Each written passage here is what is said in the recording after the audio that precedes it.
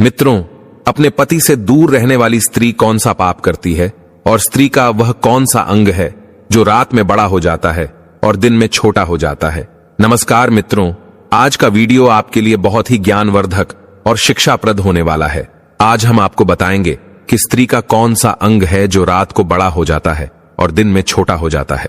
यह कहानी बहुत ही ज्ञानवर्धक है, इसलिए आपसे निवेदन है इस वीडियो में अंत तक बने रहना। यह कहानी ध्यानपूर्वक सुने, आपके जीवन में बहुत काम आएगी। तो चलिए मित्रों, शुरू करते हैं कहानी को। और इस कहानी के माध्यम से आपको स्त्री के उस अंग के बारे में बताते हैं जो रात को बड़ा हो जाता है और दिन में छोटा हो जाता है। मित्रों, एक समय की बात है, माता लक्ष्मी धरती लोक पर भ्रमण कर रही थी। तभी उन्होंने एक स्त्री को जंगल में देखा जो विवाहित स्त्री थी। वह स्त्री पराये पुरुष से संबंध बना रही थी। उस स्त्री को ऐसा करता देखकर माता लक्ष्मी आश्चर्य में पड़ गई। तब माता लक्ष्मी विचार करने लगी कि यह एक विवाहित स्त्री है, शादीशुदा स्त्री है और फिर भी पराये पुरुष के साथ संबंध स्थापित कर रही है। ऐसा करना एक विवाहित स्त्री के लिए ठीक नहीं है। यह बहुत ही गलत और घिनौना कार्य है। स्त्रियां ऐसा क्यों करती हैं? जो स्त्री पति की लंबी आयु के लिए करवा चौथ का व्रत करती है और वही स्त्री पराये पुरुष के साथ संबंध स्थापित करें, यह विधाता का कैसा खेल है? इसके बारे में मुझे जरूर जानना चाहिए। मित्रों, फिर माता लक्ष्मी विचार करती हैं, मैं कैसे पता लगाऊं कि स्त्रियां ऐसा क्यों करती हैं? तभी लक्ष्मी जी के मन में आता है कि क्यों ना भगवान विष्णु से इस सवाल का जवाब पूछा जाए। वही इस बात को सही तरीके से बता पाएंगे कि एक विवाहित स्त्री जो करवा चौथ का व्रत रखती है पति की लंबी आयु के लिए, और कुछ स्त्रियां पराये यानी गैर मर्दों के साथ में संबंध बनाए, आखिर वे ऐसा कैसे कर सकती हैं? मित्रों, इस रहस्य को जानने के लिए माता लक्ष्मी भगवान विष्णु के पास पहुंच जाती है। माता लक्ष्मी को चिंतित देखकर भगवान विष्णु ने कहा, हे देवी, आज तुम्हारा चेहरा देख करके मुझे ऐसा लगता है कि तुम कोई आश्चर्यजनक बात हमसे पूछने के लिए आई हो। अब तुम बताओ, क्या पूछना चाहते हो? तुम निसंकोच होकर के पूछो। तब माता लक्ष्मी ने भगवान विष्णु से कहा, हे प्रभु, मैं आज जब धरती लोक पर भ्रमण कर रही थी तो मैंने एक विवाहित स्त्री को पराये पुरुष से संबंध बनाते हुए देखा। मैंने देखा है कि स्त्रियां जो होती है वह करवा चौथ का व्रत धारण करती है ताकि पति की आयु लंबी हो जाए, लेकिन फिर वही स्त्री पराये पुरुष के साथ संबंध बनाए तो यह कैसे हो सकता है? स्त्री का ऐसे काम करना बहुत गलत है। ऐसा स्त्रियां क्यों करती हैं? और साथ ही हे प्रभु, इसके साथ ही मेरा आपसे एक सवाल यह भी है कि स्त्रियों का वह कौन सा अंग होता है जो रात को बड़ा हो जाता है और दिन में छोटा हो जाता है?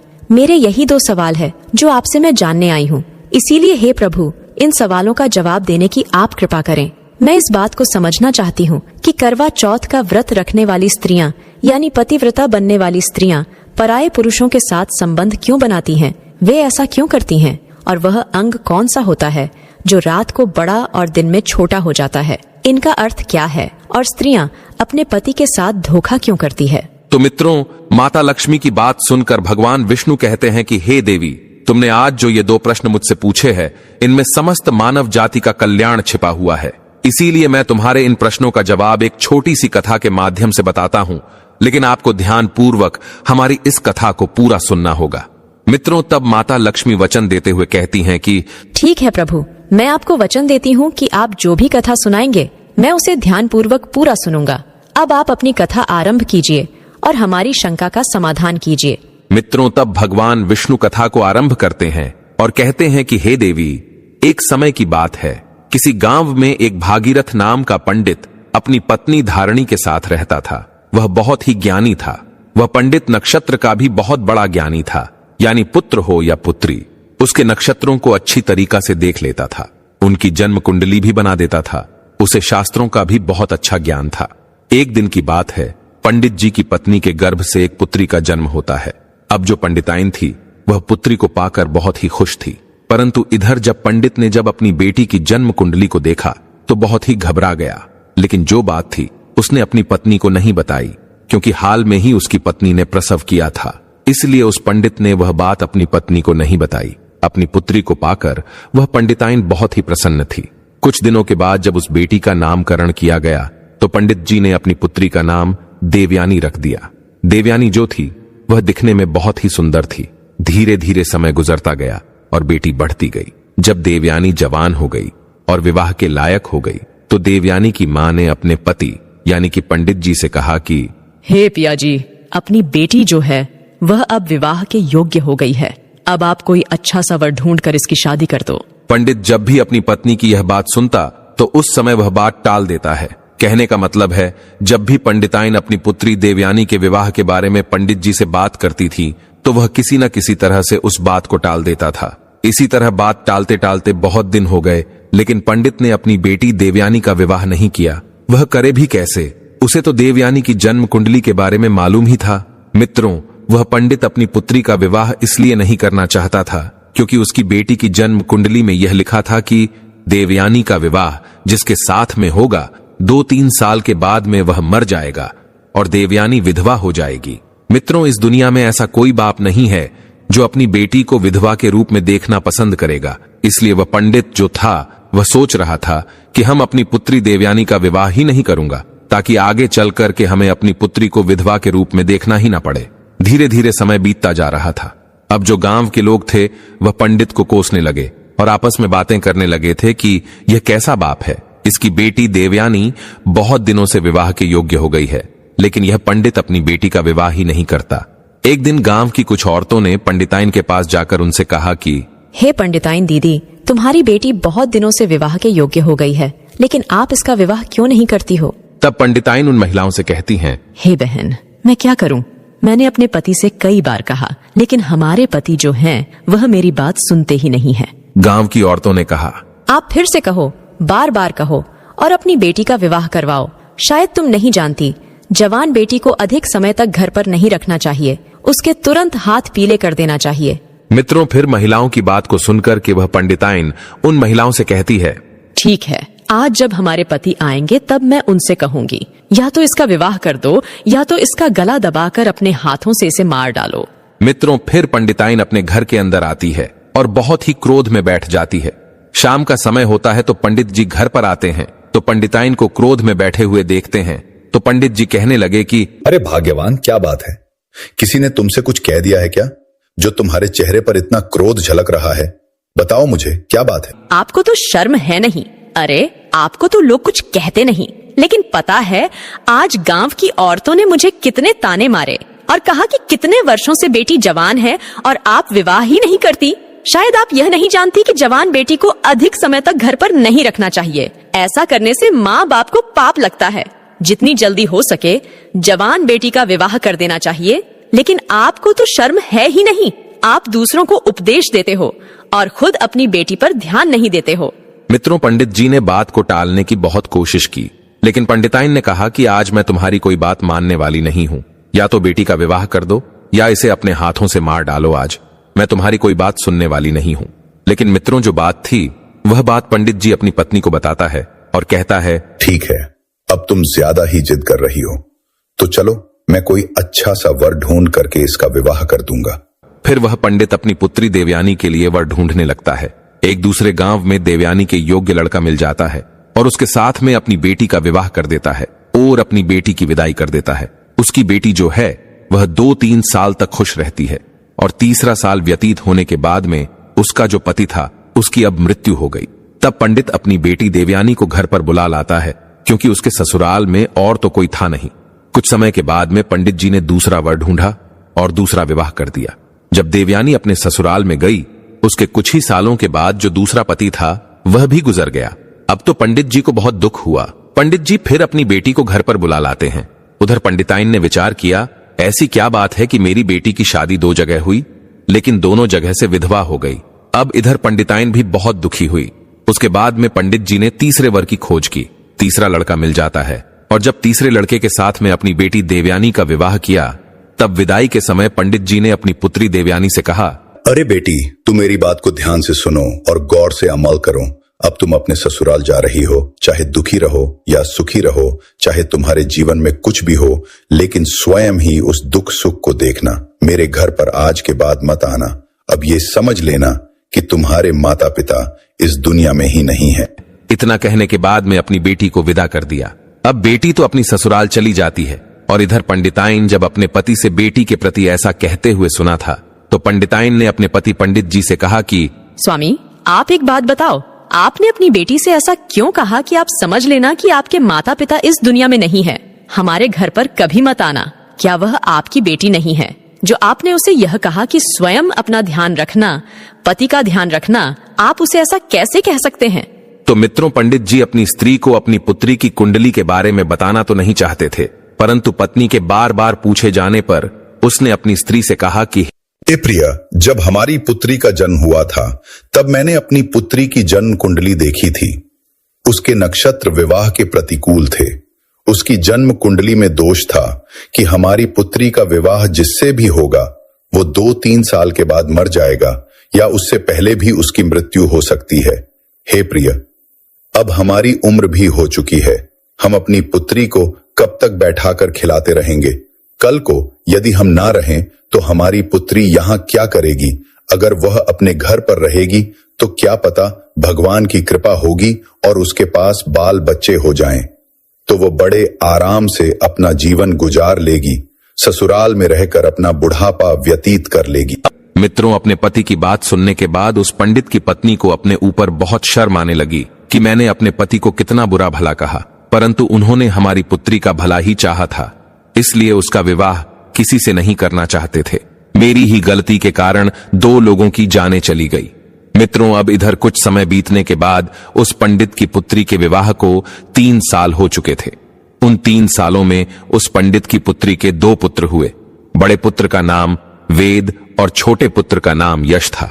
अब ऐसे ही समय बीत रहा था। मित्रों, फिर एक दिन अचानक ही उनके पिता की मृत्यु हो गई और अब उसके तीसरे पति की भी मृत्यु हो गई थी, जिस वजह से पंडित की पुत्री बहुत परेशान हुई और विधवा हो गई। अब वह अपनी दोनों संतानों के साथ ही अपने घर पर अपने बच्चों का पेट पालने लगी, क्योंकि उसके पिता ने भी उसे मायके आने से मना कर दिया था। इस वजह से वह अपने पिता के घर भी नहीं जा सकता थी। कुछ समय बाद उस पंडित की पुत्री के जो पुत्र थे वे बड़े हो चुके थे और अपने कार्य को स्वयं करने लगे थे। बड़ा बेटा जो वेद था वह एक व्यापारी बन चुका था और शहर में उसका खुद एक व्यापार था। वह अनाज की खरीदारी करता था और उसे शहर में ले जाकर बेचता था। उसकी राशन की एक बहुत बड़ी दुकान भी थी। वेद का एक बहुत ही अच्छा मित्र था जिसका नाम श्याम था। वह उसके गांव के बगल वाले गांव में रहता था। वेद का जो छोटा भाई था यश, अभी वह पढ़ाई कर रहा था। जब वेद बड़ा हो गया और अपने पैरों पर खड़ा हो गया तो उसकी मां ने उसका विवाह पास के गांव की एक लड़की जिसका नाम माया था उससे कर दिया। माया बहुत ही शर्मीली लड़की थी। वह जितनी शर्मीली थी उतनी ही रूपवती भी थी। वेद की पत्नी बनने के सारे गुण माया के अंदर विद्यमान थे। माया जिस गांव में रहती थी उसी गांव में श्याम रहता था। जब वेद की शादी हो गई तो कुछ दिनों बाद वेद फिर से व्यापार के सिलसिले में अपनी पत्नी माया को गांव में ही मां की सेवा के लिए छोड़ गया। अपने व्यापार को संभालने के लिए वह शहर चला गया। वेद यह समझ गया था कि उसका छोटा भाई पढ़ रहा है और उसकी पढ़ाई में कोई बाधा ना हो और उसे खाना पानी मिलता रहे, जिससे वह समय पर सारे कार्य कर पाए। और उसकी मां की उम्र भी हो चुकी थी, जिससे उन्हें भी कार्य करने में तकलीफ होती थी। इसलिए ही वेद ने अपनी पत्नी माया को गांव में ही छोड़ने का फैसला लिया था। जब भी माया को कुछ चाहिए होता था तो वेद श्याम से कहकर माया को सामान दिलवा दिया करता था। यदि माया को कहीं आना जाना भी होता था तो वेद श्याम से कहकर माया को उस जगह पर पहुंचा दिया करता था। माया भी शुरुआत में अपनी सासू मां की बहुत सेवा करती थी और अपने पति वेद से प्रेम करती थी। अब समय ऐसे ही बीत रहा था। मित्रों, फिर इधर माता लक्ष्मी को कथा सुनाते हुए भगवान विष्णु कहते हैं, हे देवी, अचानक से एक दिन श्याम वेद के घर आया। उस दिन वेद की पत्नी माया घर पर कोई कार्य कर रही थी। तब उसने बाहर से आवाज लगाई कि अरे भाभी, कहां हो? बाहर निकल करके आओ। आपके पिताजी की तबीयत बहुत ही खराब है और उन्होंने मुझे आपके पास भेजा है और वे आपसे मिलना चाहते हैं। जब माया ने श्याम की इतनी बात सुनी तो भागती हुई श्याम के पास पहुंची। अब इतने में माया की सास भी आ जाती है। जब श्याम को बाहर देखती है तो वह श्याम के घर आने का कारण पूछती है। तब श्याम कहता है कि मां, माया भाभी के पिता की तबीयत बहुत खराब है, उन्होंने शीघ्र इन्हें लाने के लिए भेजा है, इसीलिए मैं यहां आया हूं। जब माया की सास ने श्याम की बात सुनी तब वे माया से कहने लगी कि तुम जल्दी जाओ और अपने पिता की देखरेख करो। मित्रों, फिर आगे भगवान विष्णु कहते हैं कि हे देवी, तभी माया श्याम के साथ उसकी घोड़ा गाड़ी पर बैठकर अपने गांव की ओर चल देती है। जब घर जाकर उसने अपने पिता को अच्छे से देखा और उनकी देखभाल की तो धीरे धीरे उसके पिता के स्वास्थ्य में सुधार आने लगा। उधर माया का पति तो बाहर रहता था। माया अपने मायके आ चुकी थी, इसलिए वह अपने पिता की देखरेख में लगी रहती थी। उधर श्याम भी रोजाना माया के पिता का हाल लेने के लिए माया के घर पर आ जाया करता था। माया को श्याम के अंदर अब अच्छाई दिखने लगी थी। अब उसे श्याम के प्रति लगाव होने लगा था। वह मन ही मन श्याम से प्रेम कर बैठी थी, परंतु श्याम के मन की खोट को ना जान सकी, क्योंकि श्याम एक अय्याश लड़का था। वह कोई काम धाम तो करता नहीं था, बल्कि उसे तो जुआ की लत पड़ चुकी थी। साथ में वह स्त्रियों के साथ गमन भी करता था। वही अपनी वासना की पूर्ति के लिए वह वेश्याओं का गमन करता था। माया को यह बात पता नहीं थी कि श्याम की नजर अब उसके ऊपर आ चुकी है। इधर माया भी श्याम से प्यार करने लगी थी। अब माया के पिता ठीक हो गए, लेकिन माया तो कुछ अलग ही सोच बैठी थी। श्याम रोज माया के घर पर आया करता था, इसलिए माया और श्याम रोज ही घूमने के लिए जाया करते थे। एक दिन जब वे दोनों घूमने के लिए गए हुए थे, तब माया ने श्याम से कहा कि श्याम, अगर तुम मेरी बात का बुरा ना मानो तो मैं तुमसे एक बात कहना चाहती हूँ। तब श्याम ने माया से कहा कि कहो भाभी जी, मैं आपकी बात का कभी बुरा नहीं मानूंगा। आज तक बुरा नहीं माना तो फिर अब क्यों मानूंगा। श्याम ने ऐसा जताते हुए बोला कि जैसे मैं दूध का धुला हुआ हूं। फिर भगवान विष्णु कहते हैं कि हे देवी, जब श्याम के मुंह से माया ने भाभी शब्द सुना तो वह गुस्से से बोली, श्याम, आज के बाद कभी भी तुम मुझे भाभी कह करके नहीं बुलाओगे, अन्यथा यह तुम्हारे लिए अच्छा नहीं होगा। फिर श्याम ने कहा, ठीक है, लेकिन फिर मैं आपको क्या कह करके बुलाऊंगा। अब श्याम की बात टालते हुए माया ने कहा कि श्याम, सच बात तो यह है कि मैं तुमसे बहुत प्रेम करती हूँ, इतना प्रेम करती हूँ जितना किसी से नहीं करती। जैसे ही श्याम ने माया के मुंह से प्रेम शब्द सुना तो उसके मन में तो ऐसे समझो खुशियों के लड्डू फूटने लगे हो। उसका मन खुशी से प्रफुल्लित हो गया, गदगद हो गया कि चलो अब तो मेरा काम हो गया। अब वैश्या के साथ गमन नहीं करना पड़ेगा और मेरे पैसे जो खर्च होते थे वह भी बच जाएंगे और घर बैठे मैं भोग विलास कर पाऊंगा। मित्रों, श्याम तो माया को पहले से ही चाहता था कि मैं उससे प्रेम कर लूं, और अब तो वैसा ही हुआ। अब धीरे धीरे बात बढ़ती गई और माया श्याम के प्यार के जाल में फंसती गई। अब धीरे धीरे बात इतनी बढ़ गई कि सच में उन दोनों के बीच में भोग विलास होना शुरू हो गया। कुछ दिन बाद जब माया के ससुराल से बुलावा आया तो श्याम से मिलने के लिए माया ने उसे फिर से एक दिन झोपड़ी पर बुलाया। तब माया ने श्याम से कहा, मेरे प्यारे श्याम, मेरे ससुराल से बुलावा आया है। अब शायद मैं तुमसे ना मिल सकूं, इसीलिए जब भी मुझे तुम्हारी याद आएगी मैं तुमको एक पत्र लिखूंगी और तुम मुझसे मिलने के लिए मेरे ससुराल आ जाना। मित्रों, अब श्याम वासना का आदि तो था ही, इसलिए श्याम माया की बात को मान लेता है और माया श्याम से इतना कह करके घर आ जाती है। अब माया के पिता उसको उसके ससुराल छोड़ने के लिए फिर से श्याम के घर जाते हैं। क्योंकि माया का कोई भाई नहीं था, ना कोई बहन थी, इसीलिए माया को ससुराल ले जाने के लिए उसके पिता को कोई उचित व्यक्ति नहीं दिखा। इसलिए वह श्याम को घर बुलाने के लिए श्याम के पास में गए। जब उसके पिता श्याम के घर पहुंचे तब उन्होंने श्याम से कहा कि बेटा श्याम, तुम मेरी पुत्री माया को उसके ससुराल छोड़ाओ, उसके घर से बुलावा आया है। जब श्याम ने माया के पिता के मुंह से यह बात सुनी तब उसने कहा, ठीक है पिताजी, मैं माया को उसके ससुराल छोड़ दूंगा। मित्रों, फिर आगे भगवान विष्णु कहते हैं, हे देवी, अब क्या था। श्याम माया को उसके ससुराल छोड़ने के लिए अपनी घोड़ा गाड़ी पर बिठाकर ले जाता है। अब दोनों घोड़ा गाड़ी पर बैठकर जंगल के कच्चे रास्ते से होते हुए माया के ससुराल पहुंच जाते हैं। फिर उधर श्याम माया को उसके ससुराल में छोड़कर अपने घर को लौट जाता है। जैसे ही दोनों को 2-3 दिन व्यतीत होते हैं तो अब माया को श्याम की याद आई, क्योंकि वह जब अपने घर पर थी तो रोज झोपड़ी में श्याम से मिलने के लिए जाया करती थी। इसलिए अब वह वासना की पूर्ति के लिए श्याम को पाना चाहती थी। उससे मिलकर एक बार उसके साथ में फिर से भोग करना चाहती थी, क्योंकि उसका पति वेद तो अपने घर से बहुत दूर शहर में रहता था। वहां पर अपने बीवी बच्चों का पेट पालने के लिए और उन्हें अच्छी जिंदगी देने के लिए वह व्यापार वहां पर करता था। वेद मुश्किल से 5 या 6 महीने में एक बार अपने घर पर आता और 5-6 दिन के बाद वह पुनः चला जाता था। एक दिन जब माया से रहा नहीं गया तो उसने खत लिखा। माया ने उस खत में लिखा कि हे प्यारे श्याम, मुझे तुम्हारी बहुत याद आ रही है और मुझे ऐसा लगता है कि मैं अब तुम्हारे बिना रह नहीं सकती, इसीलिए आज तुम मुझसे मिलने के लिए मेरे घर पर आ जाओ। अब क्या था, जब श्याम को माया का खत मिला तो वह फौरन उससे मिलने के लिए उतावला होकर के चल दिया। उधर माया भी अपने गांव से बाहर आ चुकी थी। जब श्याम माया के ससुराल जा रहा था तभी श्याम को माया रास्ते में मिल गई। अब श्याम और माया दोनों वहां साथ साथ घूमने के लिए चल दिए। माया की सास को यह पसंद नहीं आ रहा था कि उसकी बहू किसी पराये पुरुष के साथ ससुराल में ही घूमे। अपने मायके में घूमे तो बात अलग थी, परंतु वह तो ससुराल में ही किसी पराये पुरुष के साथ घूम रही थी। वह उसे बुलाने आता था तो भी माया की सास को पसंद नहीं आता था। मित्रों, फिर आगे भगवान विष्णु कथा को सुनाते हुए कहते हैं, हे देवी, आप जिसको देख करके आ रहे हो ये उसी स्त्री की कहानी मैं आपको सुना रहा हूं। अब आगे सुनो। उधर श्याम भी माया से मिलकर चला जाता था और फिर से 3-4 दिन बाद वह वापस आता है। जब यह घटना 5 से 6 बार हुई तब उसकी सास ने एक दिन माया से कहा कि माया, ऐसा नहीं चलेगा। जब तक मेरा पुत्र अब घर नहीं आ जाता तब तक तुम घर पर किसी को नहीं बुला सकती, चाहे वह तुम्हारे मायके से आने वाले तुम्हारे पिता हो या और कोई हो। मित्रों, जब माया ने अपनी सास की यह बात सुनी तो वह बहुत क्रोधित हुई, लेकिन कुछ बोल ना सकी। अब अगले दिन माया ने श्याम को खत लिखा कि श्याम, अब तुम मुझसे मिलने के लिए कुछ दिन बाद आना, क्योंकि मेरी सास को मुझ पर शक होने लगा है। जब मेरी सास घर पर नहीं रहा करेगी तभी मैं तुमको बुलाऊंगी। उधर श्याम अपनी काम वासना रोक नहीं पा रहा था। मित्रों, फिर इसी बीच माया की सास एक दिन 5 दिनों के लिए तीर्थ स्थल पर चली जाती है।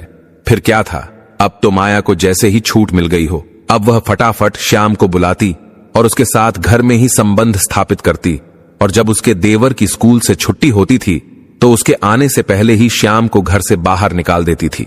एक दिन की बात है, जब माया ने श्याम को अपने घर बुला रखा था, तभी अचानक से माया का देवर यश वहां पर आ जाता है। तब वह देखता है कि उसकी भाभी माया श्याम को रसोई घर में बैठाकर खाना परोस रही है। यश को श्याम के चरित्र के बारे में सब कुछ पता था। वह जानता था कि श्याम किस प्रकार का लड़का है और वह कौन कौन से कार्य करता है। इसलिए यश ने अपनी भाभी से कहा, भाभी जी, आप किसी ऐरे गहरे को इस प्रकार घर पे नहीं बुला सकती हैं, और शायद आप इसके चरित्र के बारे में भी नहीं जानती हैं।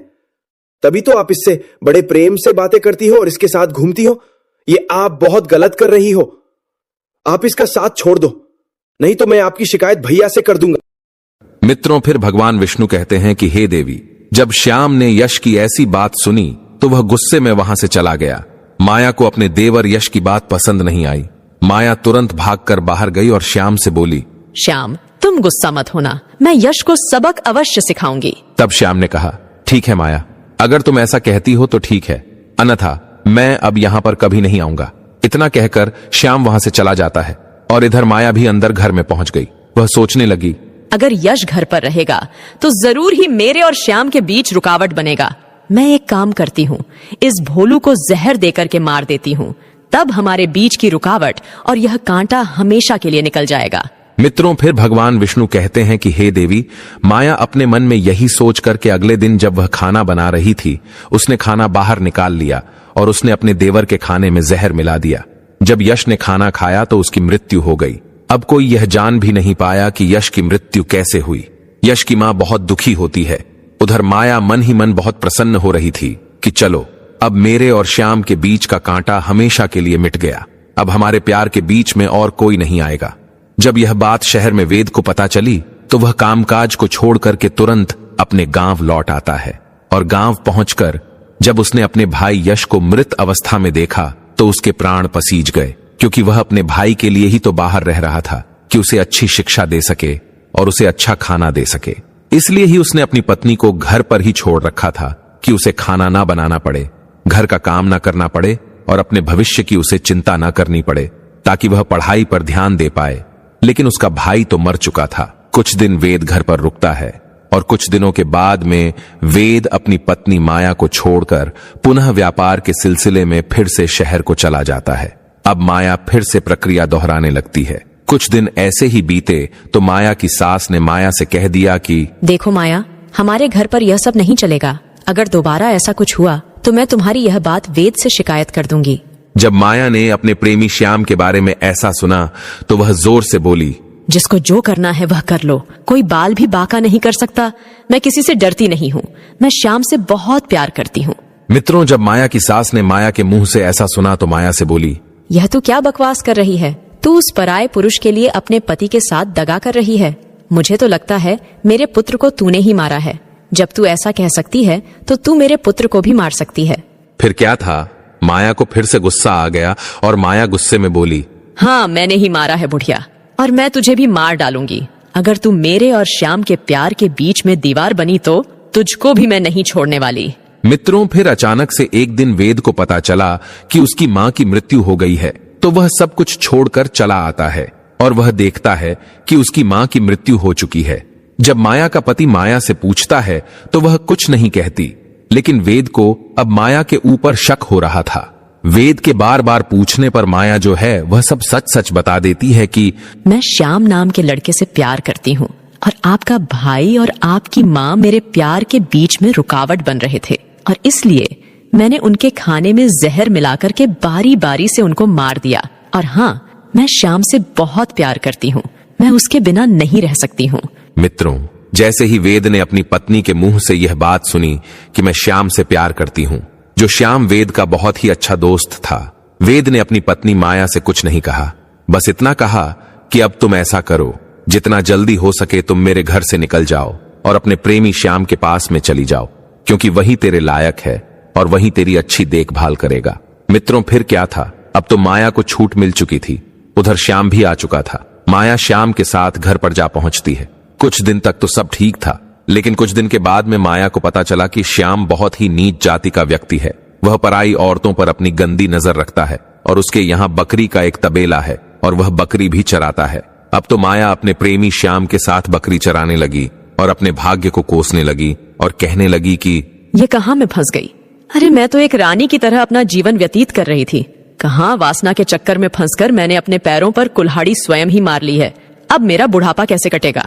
मित्रों, फिर भगवान विष्णु कहते हैं कि हे देवी, यही सोच सोचकर माया अपना माथा पीट रही थी और अपने किए पर पछता रही थी। उधर वेद ने एक अच्छी सी स्त्री को देखकर विवाह कर लिया और दोनों साथ साथ रहने लगे।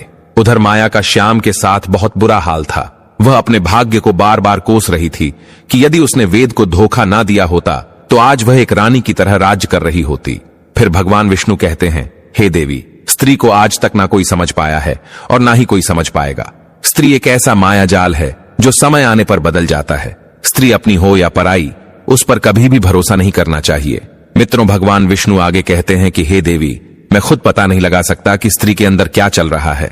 हमने स्त्री को बनाया जरूर है, लेकिन फिर भी मैं स्त्री के अंदर की बात को नहीं जान सकता और इस संसार में ऐसा कोई नहीं है जो स्त्री के मन की बात जान सकता है।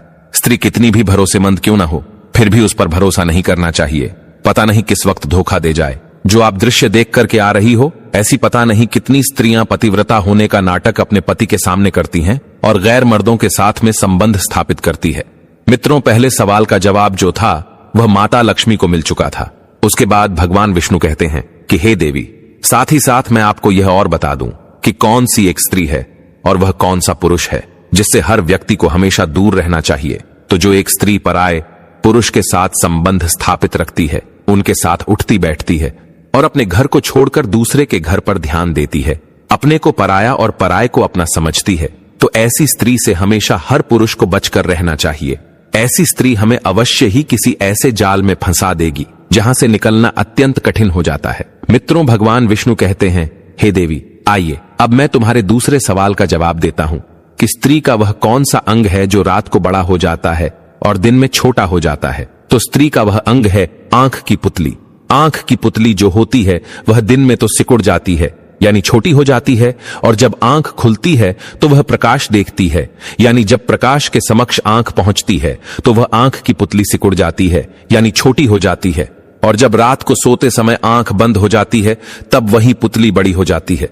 तो हे देवी, मैंने तुम्हें तुम्हारे दोनों प्रश्नों के उत्तर दे दिए हैं। तो मित्रों, अपने दोनों प्रश्नों का जवाब पाकर माता लक्ष्मी प्रसन्न हो जाती हैं और फिर से भ्रमण करने के लिए निकल जाती हैं। आपको यह कथा कैसी लगी, कमेंट करके अवश्य बताएं। जानकारी अच्छी लगी तो वीडियो को लाइक जरूर करें। कमेंट में जय श्री कृष्ण अवश्य लिखें। साथ ही चैनल को सब्सक्राइब करें। आप सभी का धन्यवाद।